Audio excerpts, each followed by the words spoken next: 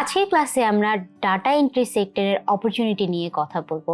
Marketing থেকে শুরু করে কোম্পানির অনেক কাজেই কিন্তু আমরা ডাটা কালেক্ট করে থাকি, কারণ ডাটা কালেক্ট করলেই আমরা কিন্তু টার্গেটেড লিড কালেক্ট করতে পারি।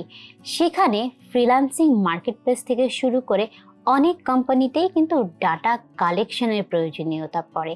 এর জন্যই ফ্রিল্যান্সিং মার্কেটপ্লেসের পাশাপাশি লোকাল মার্কেটপ্লেসেও কিন্তু এর অনেক ডিমান্ড রয়েছে। চলুন আমরা ফ্রিল্যান্সিং মার্কেটপ্লেসে গিয়ে দেখি এই সেক্টরে যারা কাজ করছে তারা কতটুকু আয় করছে এবং কিভাবে। ডাটা এন্ট্রি সেক্টরে ফ্রিল্যান্সাররা কি পরিমাণ আয় করছে এবং তাদের যে কাজের ডিমান্ডটা সেটা কেমন, এটা জানার জন্য আমরা আপওয়ার্কে এসে ডাটা এন্ট্রি লিখে যখন সার্চ করলাম, তখন এখানে আপনি দেখবেন যে অনেকগুলো ফ্রিল্যান্সার প্রোফাইল কিন্তু আমাদের স্ক্রিনে চলে আসছে। তো প্রথম যে প্রোফাইলটা আছে সেটা দেখলেই আপনি বুঝতে পারবেন যে এটা প্রায় $৮০,০০০ মতো আয় করেছে। নিচেও যে প্রোফাইলটা আছে এটাও প্রায় $৮০,০০০ মতোই আয় করেছে।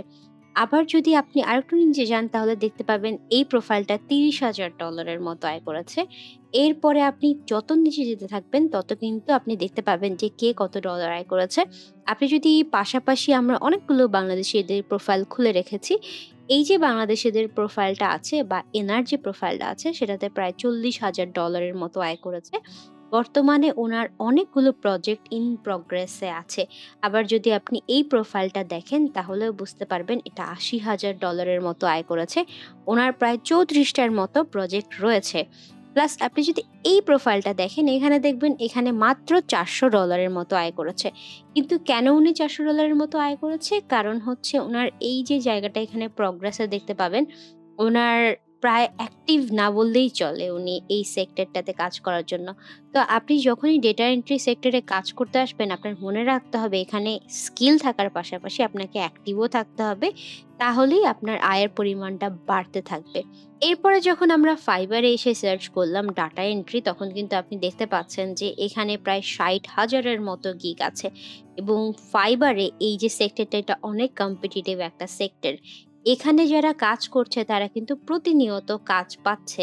আপনি যদি এই গিগটা খোলেন বা এই গিগটা খুলে দেখবেন যে এনারা ৬টা অর্ডার রয়েছে।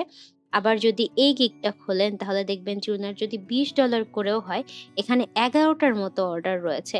আবার এই যে গিগটা আছে এটা যদি ওপেন করেন উনার কিন্তু ৩টা অর্ডার রয়েছে। পাশাপাশি আপনি ১ম পেজে থাকা যে গিগগুলো আছে সেগুলো ওপেন করলে কিন্তু দেখবেন যে এখানে অনেক ক্ষেত্রেই অনেক মানুষ অর্ডার পেয়ে যাচ্ছে। আমরা যদি এটা একটু ওপেন করি তাহলে দেখবেন যে এটার ক্ষেত্রেও একটা অর্ডার রয়েছে।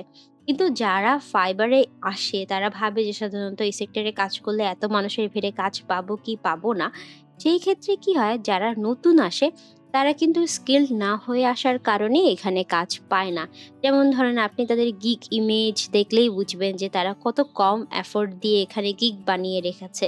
তো আপনি যদি স্কিলড হন এখানে আপনার জব থাকবেই ডেফিনিটলি এবং আপনি আয়ও করতে পারবেন।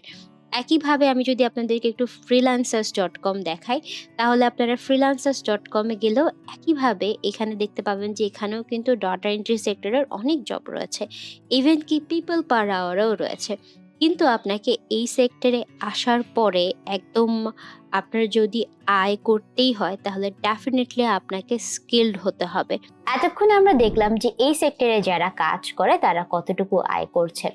আমরা যখন ডাটা এন্ট্রি সেক্টরের কথা বলি, ডাটা এন্ট্রি কিন্তু অন্যান্য সেক্টরের তুলনায় শেখা অনেক সহজ।